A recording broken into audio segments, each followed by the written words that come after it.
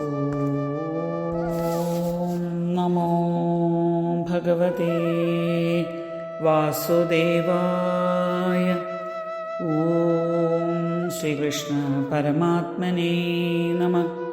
ഓം ശ്രീമദ് നാരായണീയത്തിലേക്ക് ഏവർക്കും സ്വാഗതം. ദശകം 34 രാമായണ കഥ, ഹനുമത് സംഗമം വരെ.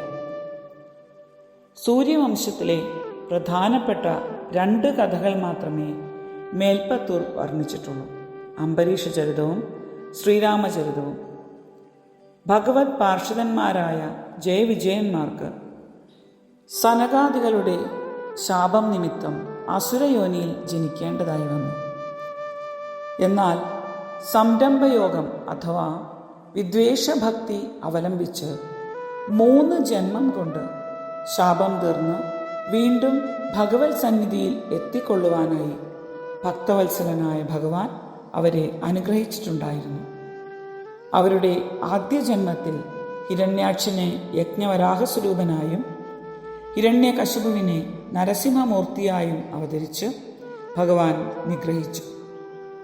2ാമത്തെ ജന്മത്തിൽ അവർ പുലസ്ത്യവംശത്തിൽ വിശ്രവസിൻ്റെ പുത്രന്മാരായ രാവണ കുംഭകർണന്മാരായി ജനിച്ചു. അവരെ സംഹരിക്കുവാനായി ഭഗവാൻ അയോധ്യയിൽ ദശരഥപുത്രനായി അവതരിച്ചു എന്ന ദിവ്യകഥയെ വിസ്തരിക്കുവാനായി രാമചരിതത്തിലേക്ക് പ്രവേശിക്കുകയാണ്. ശ്രീ വാത്മീകി മഹർഷിയാണ് രാമായണത്തിൻ്റെ ആചാര്യൻ. വാത്മീകിഗിരി സംഭൂതേ രാമസാഗരഗാമിനി പുനാദിഭുവനം പുണ്യം രാമായണ മഹാനദി. രാമായണം ഒരു മഹാനദിയാകുന്നു. ആ നദിയിൽ സ്നാനം ചെയ്യുന്നവർക്ക് എപ്രകാരം ഗംഗാനദിയിൽ സ്നാനം ചെയ്യുന്നവർക്ക് പുണ്യം ലഭിക്കുന്നുവോ അപ്രകാരം എല്ലാവർക്കും മോക്ഷത്തെ പ്രാപ്തമാകുന്നു. ഈ നദി പുറപ്പെട്ടത് വാത്മീകിയാകുന്ന പർവ്വതത്തിൽ നിന്നാണ്. ശ്രീരാമനാകുന്ന സാഗരത്തിലാണ് ലയിക്കുക. ഈ നദിയുടെ പ്രവാഹത്തിൽ ആരെല്ലാം പെടുന്നുവോ അവർക്ക് എല്ലാം സദ്ഗതി ലഭ്യമാകുന്നു. ലോകത്തെ മുഴുവൻ പവിത്രമാക്കുന്ന പുണ്യനദിയാകുന്നു രാമായണം. യാവസ്താസ്യന്തേ ഗിരിധസരിസ്തേ മഹീതലേ. ലോകത്തിൽ എത്ര കാലം പർവ്വതങ്ങളും നദികളും നിൽക്കുമോ അത്രയും കാലം രാമായണവും നിലനിൽക്കും. 24,000 ശ്ലോകങ്ങളെ കൊണ്ട് അഥവാ ഗ്രന്ഥങ്ങളിലായി 7 കാണ്ഡങ്ങൾ കൊണ്ടാണ് വാത്മീകി രാമായണം ഗ്രഥിക്കപ്പെട്ടിട്ടുള്ളത്. ഗായത്രി മന്ത്രത്തിൻ്റെ 24 അക്ഷരങ്ങളാണ് 24,000 ഗ്രന്ഥങ്ങൾ. ഒരു അക്ഷരത്തിന് 1000 ശ്ലോകം വീതം. അങ്ങനെ 24 അക്ഷരങ്ങൾ അടങ്ങിയ ഗായത്രി പോലെ 24,000 ഗ്രന്ഥങ്ങൾ അടങ്ങിയതാണ് രാമായണം. 24,000 ശ്ലോകങ്ങളെ കൊണ്ട് വിസ്തരിച്ച രാമായണ കഥ ശ്രീമദ് ഭാഗവതത്തിൽ വന്നപ്പോൾ 2 അധ്യായങ്ങളിലായി. എന്നാൽ നാരായണീയത്തിൽ 20 ശ്ലോകങ്ങൾ അടങ്ങിയ 2 ദശകങ്ങളായി. ആദ്യത്തെ ദശകത്തിൽ ബാലകാന്ഡം, അയോധ്യാകാന്ഡം, ആരണ്യകാന്ഡം എന്നീ 3 കാണ്ഡങ്ങളുടെ കഥയെ പറയുന്നു. അടുത്ത ദശകത്തിൽ കിഷ്കിന്ധാകാന്ഡം, സുന്ദരകാന്ഡം, യുദ്ധകാന്ഡം, അതുപോലെ അവസാന ശ്ലോകത്തിലൂടെ ഉത്തരകാന്ഡവും സൂചിപ്പിക്കുന്നു. രാമായണം മുഖ്യമായും 4 ഉണ്ട്: വാത്മീകീകൃതമായ വാത്മീകി രാമായണം, തുളസീദാസിൻ്റെ രാമായണം, അധ്യാത്മരാമായണം, യോഗവാസിഷ്ഠ രാമായണം. ഇതിനു പുറമെ ഒട്ടനവധി രാമായണങ്ങൾ രചിക്കപ്പെട്ടിട്ടുണ്ട്. ആത്മരാമായണം, കമ്പരാമായണം, ബാലിരാമായണം, ഇങ്ങനെ ഒട്ടനവധി. സമാധി ഭാഷയാൽ രചിക്കപ്പെട്ട ശ്രീമദ് ഭാഗവതം പോലെ രാമായണവും സമാധി ഭാഷയാൽ രചിക്കപ്പെട്ടതാണ്. അതിനാൽ ഓരോ ശ്ലോകങ്ങളിലൂടെയും ഒട്ടനവധി കാര്യങ്ങൾ രഹസ്യ തത്വങ്ങളിലൂടെ വെളിവാക്കുന്നു. ഇനി രാമായണ കഥയിലേക്ക് പ്രവേശിക്കാം. ശ്ലോകം 1. ഗീർവാണേരർത്ഥ്യമാനോ ദശമുഖനിധനം കോസലേഷോ ഋഷ്യശൃംഗേ പുത്രീയാമിഷ്ടിമിഷ്ട്വാ തദുഷി ദശരഥശ്മാഭൃതേ പായസാഗ്ര്യം തദ്ഭുക്ത്യാ തത്പുരന്ദ്രീഷ്വഭി തിസൃഷു സമം ജാതഗർഭാസു ജാതോ രാമസ്ത്വം ലക്ഷ്മണേന സ്വയമഥ ഭരതേനാപി ശത്രുഘ്നനാംനാ. ഓരോ വാക്കുകളിലേക്കും അർത്ഥതലങ്ങളിലേക്കും ആദ്യം ശ്രദ്ധ ചെയ്യാം. അഥ അനന്തരം ത്വം ഗീർവാണേ ദശമുഖനിധനം അർത്യമാനഃ.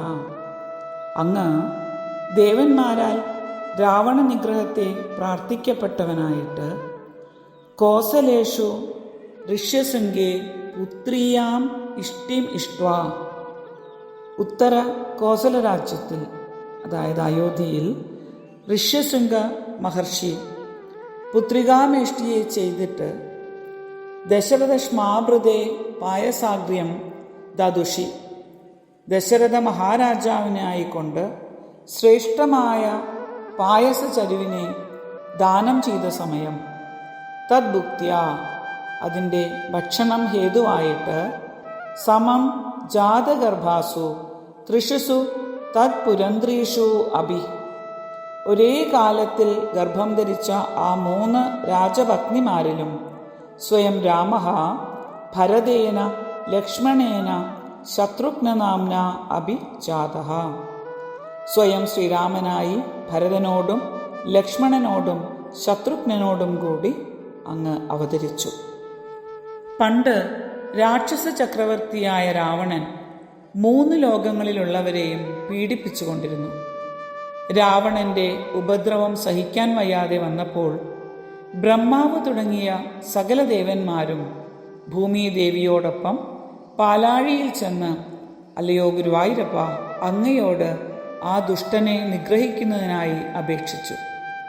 അവരുടെ പ്രാർത്ഥനയെ മാനിച്ച് നിന്തിരുവടി ലീലാമാനുഷവേഷം കൈക്കൊള്ളുവാൻ പ്രേരിതനായി. ഇവിടെ 10 ഇന്ദ്രിയങ്ങളോടുകൂടിയ ശരീരാഭിമാനമാണ് രാവണൻ. ഈ ശരീരാഭിമാനം വരുന്ന സമയത്ത് ഈശ്വരചിന്ത ഇല്ലാതാകും. ആത്മവിചാരത്തിൽ നിന്ന് അകന്ന കാരണം പലവിധ ദുഃഖങ്ങൾക്കും ഇടയായി. അപ്പോൾ ജീവൻ ബുദ്ധിസ്വരൂപനായ ബ്രഹ്മാവിനോടുകൂടി സകല ഇന്ദ്രിയ അഭിമാന ദേവതകളോടും കൂടി ദുഃഖ നിവാരണത്തിനായി പ്രാർത്ഥിച്ചു. ഗോരൂപം പൂണ്ടിരുന്നു ഭൂമിദേവി. ദേവന്മാരൊന്നിച്ച് സങ്കടമുണർത്തിക്കുവാനായി പാലാഴിയിലേക്ക് ചെന്നു. ഇവിടെ പാലാഴി സത്വഗുണമാണ്. സത്വാ സഞ്ജായതേ ജ്ഞാനം എന്നാണല്ലോ ഗീത. ദുഃഖം അഥവാ അജ്ഞാനം, അതിൽ നിന്ന് അകലുവാനുള്ള ജ്ഞാനം സത്വഗുണത്തിലൂടെ മാത്രമേ ലഭ്യമാകൂ. ഭൂമിയുടെ ഗോരൂപം മനുഷ്യരുടെ വളർച്ചയ്ക്ക് ആവശ്യമായ ആഹാര സാധനങ്ങൾ ഉൽപ്പാദിപ്പിച്ച് നൽകുന്നതിൻ്റെ പ്രതീകമാകുന്നു. അക്കാലത്ത് ഉത്തര കോസല രാജ്യത്തിൻ്റെ രാജധാനിയായ അയോധ്യയിൽ സൂര്യവംശ സംജാതനായ ദശരഥ മഹാരാജാവ് അദ്ദേഹത്തിന് കൗസല്യ, സുമിത്ര, കൈകേയി എന്ന 3 പത്നിമാർ ഉണ്ടായിരുന്നുവെങ്കിലും സന്താന സൗഭാഗ്യം ലഭ്യമായിരുന്നില്ല. അങ്ങനെ ദുഃഖിച്ച് കാലം കഴിച്ചു. ഒടുവിൽ സന്താന ലാഭത്തിനായി സ്വജാമാതാവായ ഋഷ്യശൃംഗ മഹർഷിയെ വരുത്തി പുത്രികാമേഷ്ടിയാകുന്ന പരമദിവ്യമായ ഒരു യാഗമനുഷ്ഠിച്ചു. യജ്ഞദത്തമായ ആ പായസചരുവിനെ ഋഷ്യശൃംഗൻ ദശരഥ മഹാരാജാവിനെ ഏൽപ്പിച്ചു. അദ്ദേഹം ആ ശ്രേഷ്ഠമായ പായസം തൻ്റെ പത്നിമാർക്കായി പങ്കുവച്ചു. പായസത്തിൻ്റെ നേർപകുതി ആദ്യ ഭാര്യയായ കൗസല്യയ്ക്കും പിന്നീടുള്ളതിൽ പകുതി ഭാഗം സുമിത്രയ്ക്കും അനന്തരം ഒടുവിൽ ശേഷിച്ചതിനെ 2ആയി പകുത്ത് ഒരു ഭാഗം കൈകേയിക്കും ബാക്കി സുമിത്രയ്ക്കും കൊടുത്തു. അതായത് കൗസല്യയ്ക്ക് പകുതി കൊടുത്തു, സുമിത്രയ്ക്ക് 1/4 ഭാഗവും 8/1, കൈകേയിക്ക് 8/1 ഭാഗവും. രാജാവ് ആദ്യം തന്നെ പക്ഷാഭേദം കാണിച്ചു. ഈ പക്ഷാഭേദമാണ് എല്ലാ പ്രശ്നങ്ങൾക്കും കാരണമായി ഭവിച്ചത്. കൈകേയിക്ക് പരിഭ്രമം തോന്നുവാൻ കാരണവും ഈ പക്ഷാഭേദം തന്നെയാണ്. തൻ്റെ മകന് രാജ്യാവകാശം കിട്ടില്ല എന്നൊരു സംശയത്തിൻ്റെ ബീജം അന്നേ മുളച്ചു. അതുമാത്രമല്ല, രാമന്റെ പട്ടാഭിഷേകം നിശ്ചയിക്കുന്നതിനും ഭരതൻ ഇല്ലാത്തപ്പോൾ തന്നെയല്ലേ? രാമന് രാജ്യഭാരം കിട്ടും, തൻ്റെ മകന് ഒന്നും ലഭിക്കുകയില്ല എന്ന ചിന്ത വരാൻ കാരണം ഈ പക്ഷാഭേദത്തോടെയുള്ള പങ്കുവയ്ക്കൽ തന്നെയാണ്. 3 പത്നിമാരും പായസം ഭക്ഷിച്ചു. ഒരേ കാലത്തിൽ തന്നെ ഗർഭം ധരിച്ചു. അവർ 3 പേരിലുമായി ഇന്ദ്രവടി 4 രൂപങ്ങളോടുകൂടി അവതരിക്കുകയും ചെയ്തു. ഭഗവാൻ വിഷ്ണു ചൈതന്യാംശമായി ശ്രീരാമദേവനായ കൗസല്യയിലും, ഭഗവാന്റെ മൂർത്യന്തരമായ ആദിശേഷന്റെ അംശമായി ലക്ഷ്മണനായി സുമിത്രയിലും, ഭഗവാന്റെ ദിവ്യ ആയുധങ്ങളായ ശംഖുചക്രമായ വൈഷ്ണവ തേജസ്സോടുകൂടി ഭരതശത്രുഘ്നന്മാരായി യഥാക്രമം കൈകേയിയിലും സുമിത്രയിലും അവതരിച്ചു. ഇതിന് അനുസരണമായിട്ട് തന്നെയാണ് ദശരഥ മഹാരാജാവ് പായസം വിഭജിച്ചു കൊടുത്തിട്ടുള്ളത്. മേടമാസം നവമി തിഥിയും പുണർദം നക്ഷത്രവും കൂടി ചേർന്ന സമയം 5 ഗ്രഹങ്ങൾ ഉച്ചസ്ഥാനത്തിലിരിക്കുമ്പോൾ കർക്കടക ലഗ്നം കൊണ്ടാണ് ഭഗവാൻ ശ്രീരാമദേവനായി അവതരിച്ചത്. അടുത്ത ദിവസം പൂയം നക്ഷത്രത്തിൽ മീനലഗ്നം കൊണ്ട് കൈകേയിയിൽ ഭരതനും, പിറ്റേ ദിവസം ആയില്യം നക്ഷത്രത്തിൽ സുമിത്രയിൽ ലക്ഷ്മണ ശത്രുഘ്നന്മാരും ജാതരായി. അങ്ങനെ പൂർണ്ണ വിഷ്ണു സ്വരൂപമായി 4 രൂപത്തിൽ സംജാതരായി. ഈ പൂർണ്ണ വിഷ്ണുരൂപ ദർശനമാണ് നാലമ്പല ദർശനമായി എല്ലാം ജനങ്ങൾ കണ്ടുവരുന്നത്. അയോധ്യ സത്വഗുണ പ്രതീകമാണ്.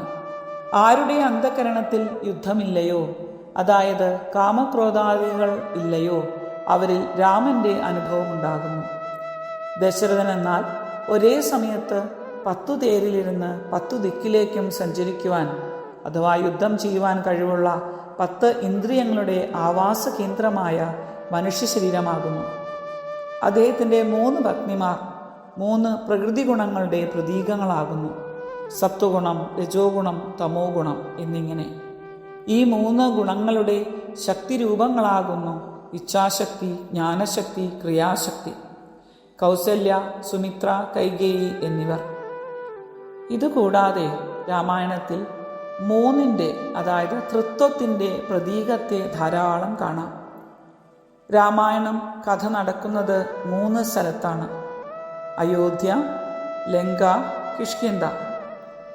3 തരം ആളുകളുടെ കഥയാണ്: മനുഷ്യൻ, അസുരൻ, വാനരന്മാർ.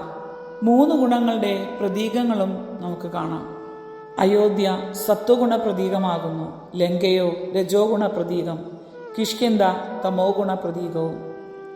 സുഹൃതിയായ ജീവൻ മനുഷ്യനായും ജ്ഞാനിയായും തീരുമ്പോൾ 4 രൂപത്തിലാണ് ജീവിതം, അതായത് 4 അവസ്ഥകളുണ്ട് ജീവന്: ജാഗ്രത, സ്വപ്നം, സുഷുപ്തി, തുരീയം എന്നിങ്ങനെ. വിശ്വൻ, തൈജസൻ, പ്രാജ്ഞൻ, തുരീയൻ എന്ന പേരിലും പറയപ്പെടുന്നു. വിഷ്ണു വ്യാപനശീലനാണ്, എങ്ങും വ്യാപിച്ച തത്വം, അതാണ് രാമൻ. ചതുർത്ഥ പുരുഷാർത്ഥമായ തുരീയ അനുഭൂതിയാണ് രാമൻ. ജാഗ്രത, സ്വപ്ന, സുഷുപ്തികളുടെ പ്രതീകമാണ് ഭരത, ലക്ഷ്മണ, ശത്രുഘ്നന്മാർ. രാവണ നിഗ്രഹാർത്ഥം കോസലത്തിൽ കൗസല്യാദികളുടെ പുത്രന്മാരായി രാമാദികൾക്ക് ജനിക്കുവാൻ പുത്രകാമേഷ്ടി നടത്തി. ഗുരു തത്വബോധത്താൽ ആത്മവിദ്യയെ പ്രകാശിപ്പിച്ചു. അതിൻ്റെ ഫലമായി ദുഷ്ടനിഗ്രഹത്തിന് ഉതകുന്ന തരത്തിൽ അഭൗമ തേജസ്സുകളായ രാമാദികളായി പ്രത്യക്ഷമായി. ഒരിക്കൽ കൂടി ശ്ലോകത്തെ ജപം ചെയ്യാം. ഗീർവാണൈരർത്ഥ്യമാനോ ദശമുഖനിധനം കോസലേഷു ഋഷ്യശൃംഗേ പുത്രീയാമിഷ്ടിമിഷ്ട്വാ തദുഷി ദശരഥശ്മാഭൃതേ പായസാഗ്ര്യം തദ്ഭുക്ത്യാ തത്പുരന്ദ്രീഷ്വഭിത് സൃഷു സമം ജാതഗർഭാസു ജാതോ രാമസ്ത്വം ലക്ഷ്മണേന സ്വയമഥ ഭരതേനാഭി ശത്രുഘ്നനാംനാ. ഓം തത്സത്. ഹരി ഓം.